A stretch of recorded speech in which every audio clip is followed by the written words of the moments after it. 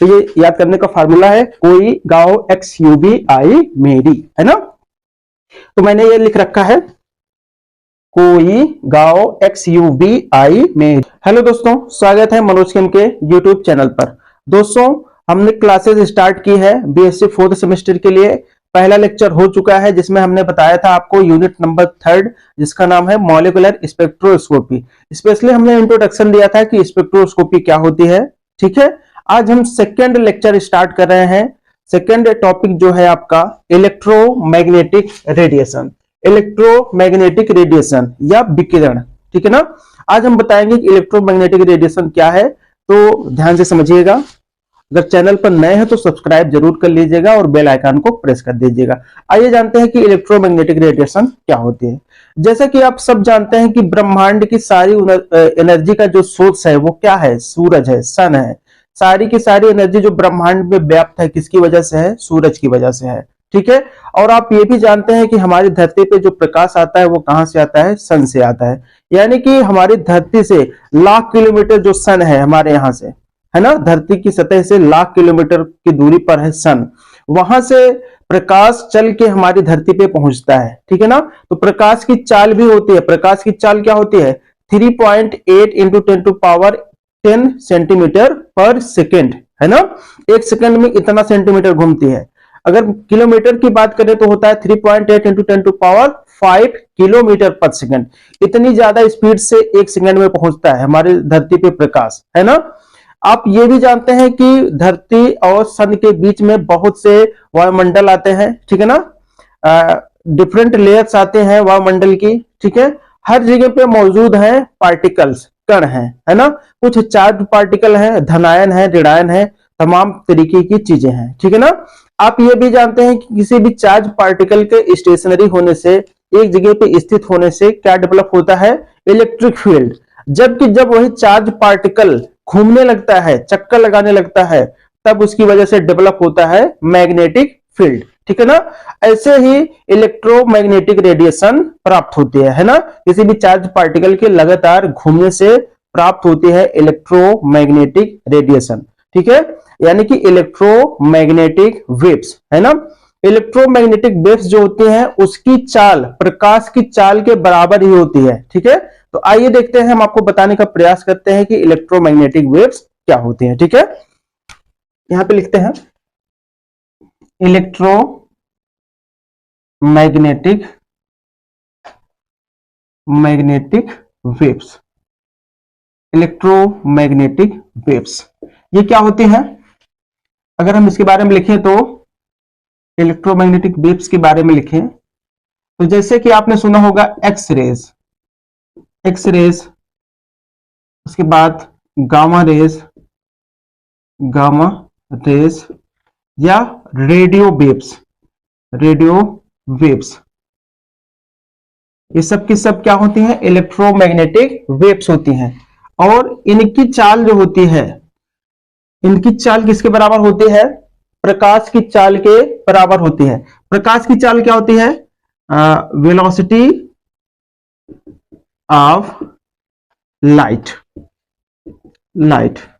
ठीक है, velocity of light कितना होते हैं, 3.8 इंटू 10⁻10 सेंटीमीटर पर सेकंड, एक सेकंड में। अगर बात करें और करके 3.8 इंटू 10⁸ मीटर पर सेकंड, या किलोमीटर में अगर निकालें तो आता है 3.8 इंटू 10⁵ किलोमीटर पर सेकंड, है ना।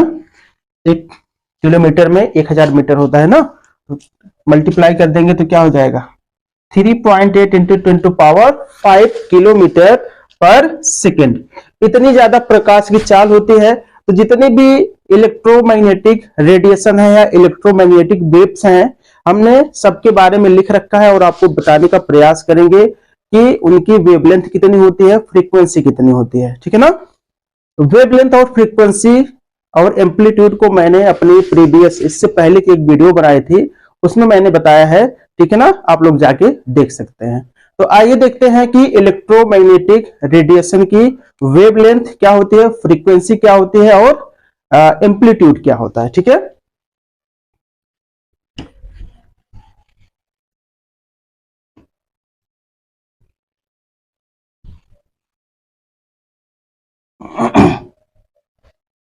तो देखिए जो इलेक्ट्रोमैग्नेटिक वेव्स होते हैं उनकी चाल प्रकाश के बराबर ही होती है, ठीक है। तो lambda is equal to C by nu, C by nu, जहां पे सी बराबर क्या है, स्पीड ऑफ लाइट या velocity of light, speed of light, जो कि कितना होती है 3.8 into 10 to power 8 metre per second, ठीक है ना। तो जो भी इलेक्ट्रोमैग्नेटिक वेव्स होते हैं उनकी चाल प्रकाश की चाल के बराबर होती है। अगर आप यहां पे देखेंगे तो लैम्डा एंड न्यू यानी कि फ्रीक्वेंसी, फ्रीक्वेंसी जिसे बोलते हैं फ्रीक्वेंसी, इसे क्या बोलते हैं वेव लेंथ, वेव लेंथ और फ्रीक्वेंसी एक दूसरे से कैसे रिलेट हैं, डायरेक्टली है कि इनवर्सली, इनवर्सली प्रोपोर्शनल है, or inversely, inversely proportional, proportional to each other, each other, ठीक है। फ्रीक्वेंसी और वेवलेंथ एक दूसरे से इनवर्सली प्रोपोर्शनल है, यानी कि जिस भी इलेक्ट्रोमैग्नेटिक वेव की वेवलेंथ ज्यादा होगी उसकी फ्रीक्वेंसी क्या होगी, कम होगी, ठीक है ना। इसकी दूसरे पार्ट में जिस भी इलेक्ट्रोमैग्नेटिक वेव की फ्रीक्वेंसी ज्यादा होगी उसकी वेवलेंथ कम होगी, ठीक है ना। ठीक है, ऐसे ही कुछ इलेक्ट्रोमैग्नेटिक वेव्स के बारे में हमने पहले से यहां पे लिख रखा है। आइए आपको बताते हैं कि इसकी फ्रीक्वेंसी क्या होती है, उसकी वेवलेंथ क्या होती है ना। ठीक है, एक चीज हम और बताना चाहेंगे, एक चीज और बताना चाहेंगे कि जैसे ही कोई भी इलेक्ट्रोमैग्नेटिक वेव किसी भी मॉलिक्यूल या किसी भी सब्सटेंस के ऊपर पड़ते हैं, ठीक है ना, इलेक्ट्रॉन या प्रोटॉन क्या करेंगे, एनर्जी को एब्सॉर्ब करेंगे। वो एनर्जी कहां से आएगी, इलेक्ट्रोमैग्नेटिक वेव्स की एनर्जी वो एब्सॉर्ब करेंगे। कहां पे आए, कहां पे जाएंगे, अपने ग्राउंड लेवल से जाएंगे एक्साइटेड लेवल पे, है ना। ठीक है, तो एनर्जी को एब्सॉर्ब करेंगे, उसके आधार पे वेवलेंथ और फ्रीक्वेंसी के आधार पर, किसी भी इलेक्ट्रोमैग्नेटिक की वेवलेंथ और फ्रीक्वेंसी के आधार पर डिसाइड किया जाता है कि उस इलेक्ट्रोमैग्नेटिक वेव की एनर्जी कितनी है ना। ठीक है, तो कुछ इलेक्ट्रोमैग्नेटिक वेव्स के बारे में मैंने यहां से पहले से लिख रखा है, उसकी वेवलेंथ, उसकी फ्रीक्वेंसी और उसकी एनर्जी के बारे में, ठीक है ना। तो जितने भी इलेक्ट्रोमैग्नेटिक वेव लिख रखी है, देखिएगा लिखा है यहाँ पे इलेक्ट्रोमैग्नेटिक वेव्स, यहाँ पे लिखा है वेवलेंथ, वेवलेंथ अपर लिमिट, कुछ लोअर लिमिट भी होती है, कुछ अपर लिमिट भी होती है। तो मैक्सिमम जितनी वेवलेंथ हो सकती है किसी भी इलेक्ट्रोमैग्नेटिक वेव की हमने यहाँ पे पहले से लिख रखा है। वेवलेंथ को एंगस्ट्रॉम में नापते हैं, एंगस्ट्रॉम का मतलब 10 टू पावर -10 है ना, ये होता है एंगस्ट्रॉम होता है। फ्रीक्वेंसी, यहाँ पे फ्रीक्वेंसी लिख रखा है यानी कि न्यू, वेवलेंथ का मतलब लैम्डा, है ना। फ्रीक्वेंसी को नापते हैं हर्ट्ज, हर्ट्ज क्या होता है, एक साइकिल पर सेकेंड, एक साइकिल पर सेकेंड, यानी कि एक सेकेंड में जितनी बार बीट होगा उसको क्या बोलते हैं, एक साइकिल पर सेकेंड। उसके बाद वेवलेंथ और फ्रीक्वेंसी से ही डिसाइड होता है कि किसी भी इलेक्ट्रोमैग्नेटिक वेव की एनर्जी कितनी है। एनर्जी को नापते हैं किलो जूल पर मोल, ठीक है ना। आइए अब देखिए कुछ इलेक्ट्रोमैग्नेटिक वेव्स के बारे में हमने यहाँ पे लिख रखा है पहले से। पहली जो इलेक्ट्रोमैग्नेटिक वेव है कॉस्मिक रेज, दूसरी जो हमने यहाँ पे लिख रखा है गामा रेज, उसके बाद है एक्स रेज, चौथी है अल्ट्रा वायलेट रेज, पांचवी है विजिबल रेज, छठी है इंफ्रारेड रेज, सातवीं है माइक्रोवेव्स एंड आठवीं है रेडियो वेव्स। इनको याद करने का तरीका क्या होता है, सीरियल से अगर याद करना चाहें तो हमने लिख रखा है कि कोई गांव, कोई गांव एक्स यू बी आई मेरी, मेरी क्या लिखेंगे, कोई, कोई गांव, कोई गांव एक्सयूबी, एक्सयूबी क्या होती है, गाड़ी का नाम होता है, महिंद्रा की गाड़ी है एक्सयूबी, क्या बोलते हैं एक्स यू वी, XUBI में डी।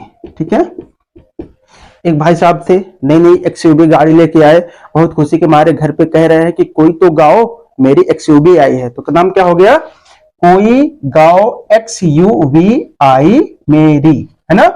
तो कोई से क्या हो गया, कॉस्मिक रेज। गाओ से कम, जी का मतलब क्या हो गया, गामा रेज। वहां पे देखिएगा एक्स का मतलब क्या हो गया, एक्स रेज।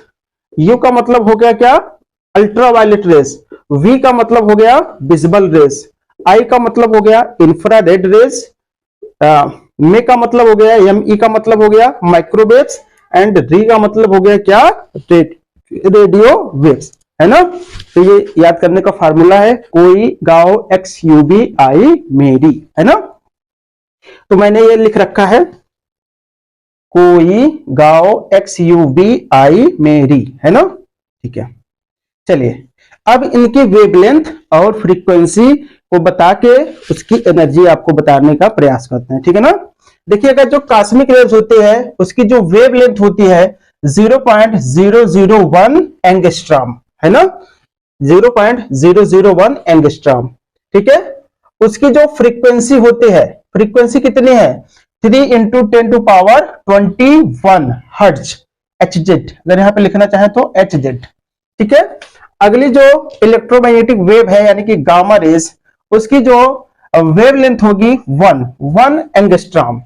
ठीक है, और इसकी जो फ्रीक्वेंसी होगी वो कितनी होगी, 3 × 10⁻16। ठीक है, अभी एनर्जी को हम छोड़ के रखते हैं, एनर्जी बाद में हम बताएंगे। ठीक है, उसके बाद आएगा एक्स रेज। एक्स रेज की जो वेवलेंथ है वो क्या है, 150 एंगस्ट्रॉम, और जबकि इसकी फ्रीक्वेंसी है 3 × 10⁻16 हर्ट्ज। ठीक है, अगली जो इलेक्ट्रोमैग्नेटिक वेव है अल्ट्रा वायलेट रेज, इसकी जो वेवलेंथ है वो 3800 एंगस्ट्रॉम, और इसकी जो फ्रीक्वेंसी है 7.9 × 10⁻14 एंगस्ट्रॉम, है ना। उसके बाद जो अगली इलेक्ट्रोमैग्नेटिक वेव है उसका नाम विजिबल रेज है, उसकी जो वेवलेंथ होती है 7600 एंगस्ट्रॉम, इसकी जो फ्रीक्वेंसी है 3.95 × 10⁻14 एंगस्ट्रॉम।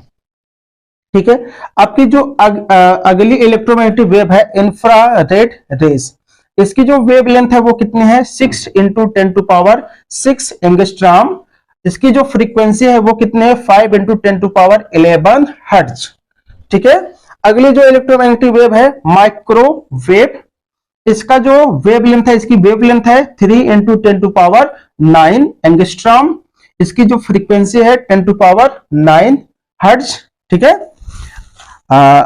अगली जो इलेक्ट्रोमैग्नेटिक वेव है रेडियो वेव्स, इसकी जो वेवलेंथ है वो 3 × 10⁻13 एंगस्ट्रॉम, इसकी जो फ्रीक्वेंसी है 10⁻13 हर्ट्ज, है ना। अब एनर्जी की अगर बात कर लें, अभी हमने आपको बताया था लैम्डा बराबर C/μ। ठीक है, जिसका लैम्डा ज्यादा यानी कि वेवलेंथ ज्यादा, उसकी फ्रीक्वेंसी क्या होगी, कम होगी, है ना। यहां पे देखिएगा कॉस्मिक रेज का वेवलेंथ कम है, इसकी फ्रीक्वेंसी ज्यादा है, जबकि यहां पे देखिएगा रेडियो वेव की वेवलेंथ ज्यादा है और इसकी फ्रीक्वेंसी सबसे कम है ना। ठीक है, और उसी से डिसाइड होगा कि एनर्जी कितनी होती है इलेक्ट्रोमैग्नेटिक वेव की। यहां पे देखिएगा कॉस्मिक रेज की वेवलेंथ 0.001 एंगस्ट्रॉम है, फ्रीक्वेंसी 3 × 10⁻21 हर्ट्ज है, लेकिन इसकी एनर्जी क्या है, सबसे ज्यादा है। क्यों, क्योंकि फ्रीक्वेंसी ज्यादा है। जबकि ऐसे देखेंगे तो गामा रेज की वेवलेंथ है 1 एंगस्ट्रॉम, इसकी जो फ्रीक्वेंसी है 3 × 10⁻16 हर्ट्ज है, और इसकी एनर्जी कितनी है, 1.2 × 10⁻6 किलो जूल पर मोल, है ना, यानी कि एनर्जी ज्यादा है। हमारा कहने का मतलब सिर्फ इतना है कि जिसकी वेवलेंथ कम होगी, फ्रीक्वेंसी ज्यादा होगी, उसकी एनर्जी भी ज्यादा होगी। यहां पे देखिएगा रेडियो वेव्स की जो वेवलेंथ है वो क्या कितनी है, 3 × 10⁻13, यानी कि वेवलेंथ ज्यादा है, उसकी फ्रीक्वेंसी क्या है, कम है, 10⁻13, जबकि इसकी एनर्जी भी सबसे कम है, इन सबसे कम है। यहां पे देखिए 9, 6, 3, 2, 2, -1, -4 एंड -8, सबसे कम एनर्जी किसकी होती है? रेडियो वेव्स की। और इसकी जो वेव लेंथ होती है वो किलोमीटर्स में होती है, किलोमीटर्स में होती है, ठीक है ना। अगर इसको निकालेंगे एंगस्ट्रॉम में, देखिएगा, यानी कि 10⁻13 गुणे एंगस्ट्रॉम से भाग गुणा करेंगे तो कितना आएगा? 10,000 आएगा, ठीक है, 1000 आएगा, मतलब 1 किलो, 1000 मीटर आएगा 1 किलोमीटर, ठीक है। जो रेडियो वेव्स होते हैं उसकी वेव लेंथ, सॉरी यहाँ पे गलत निकाल दिए, हम फ्रीक्वेंसी में निकाल दिए, यहाँ पे बता रहे हैं 3 इंटू 10⁻13 गुणा करेंगे 10 इतने से एंगस्ट्रॉम से, तो आएगा 3 इंटू 10, ये आएगा 3, इसका मतलब है 3 किलोमीटर, ठीक है। जो रेडियो वेव्स होती हैं उनकी वेवलेंथ किलोमीटर्स में हो सकती है, ठीक है, ऐसा लिखा है।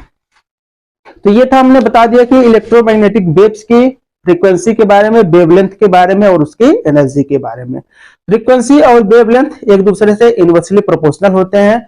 जिस भी इलेक्ट्रोमैग्नेटिक वेव की वेवलेंथ ज्यादा होगी उसकी फ्रीक्वेंसी कम होगी, उसकी एनर्जी कम होगी, और जिस भी इलेक्ट्रोमैग्नेटिक वेव की वेवलेंथ कम होगी, फ्रीक्वेंसी ज्यादा होगी और उसकी एनर्जी भी ज्यादा होगी, ठीक है।